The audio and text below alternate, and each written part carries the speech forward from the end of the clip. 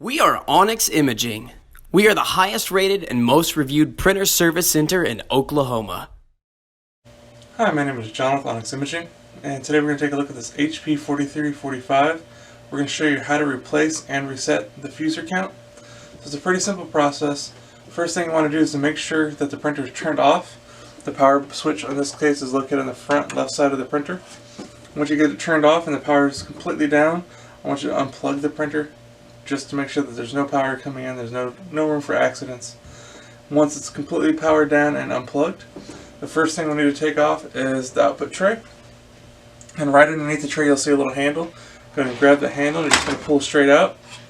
And then once you get to the end where it catches, you're just going to lift up just a little bit and you can slide it the rest of the way out. We're going to set that on a clean, dry, flat surface. And then we want to take out this little tray here. Again, the little handle, we're just going to pull straight out. Again, just set that off to the side. Now we need to take out this little paper guide.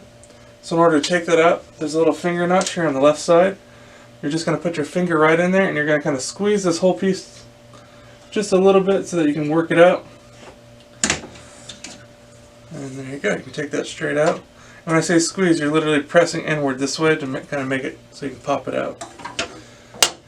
So now we have access to our fuser. Once you see the fuser, there's a little blue tab on the bottom on both sides. And you're just going to grab that little blue tab and pinch it or pinch and close. And then you can just gently slide out the fuser. So you've now successfully removed your fuser. Once you have your new fuser completely unpacked and ready to use, you're going to take it and we're going to slide it right back in. Pressing firmly to make sure that both sides click into place and lock into place. Now we need to replace our paper guide. On the right side there's actually a little arrow pointing to the little hole where the right little pin goes. So we're going to seat that side first. Making sure it goes in the hole. And then again you're going to put your finger in that little finger notch. And line it up with, again, there's a little red arrow on the left side as well. Making sure that that's all locked into place and good. Now we can replace this little tray here. You're just going to slide it straight back in.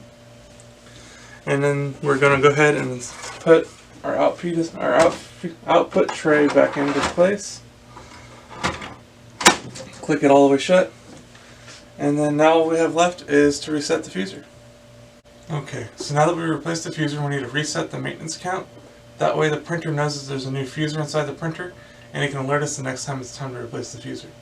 So what you need to do is plug the printer back in.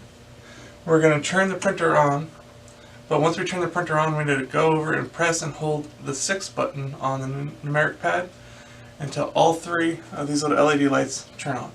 So we're going to go ahead and turn on the printer. Come over here. We're going to hold, again, we're going to hold down the 6 button and we're going to watch these LED lights. Once they all light up and stay lit, then we can let go of the 6 button. There we go. And now we're going to use the 3 and 9 buttons to go up and down. So you're going to use those and you're going to find the new maintenance kit option. Once you find it, you're just going to go ahead and hit the 6 button. Once you hit 6, that's going to go ahead and reset the maintenance kit. The printer is going to go ahead and reboot. And once it does, it's going to reset that maintenance kit count.